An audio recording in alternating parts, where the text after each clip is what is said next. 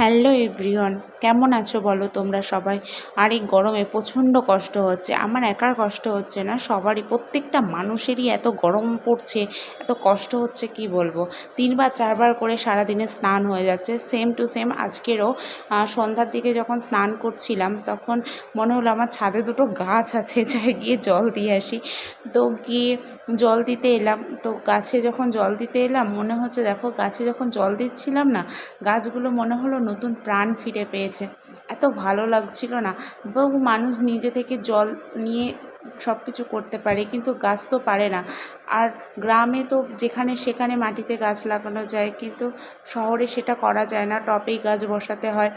আর ভীষণ কষ্ট হচ্ছিল গরমের মধ্যে। আমার গাছগুলোতে দেখো কি সুন্দর নতুন নতুন কুঁড়ি এসেছে। এই গরমের মধ্যে সবাই ভালো থেকো, সুস্থ থেকো, আর সবাইকে ভালো রেখো। আজকে আসি, টাটা।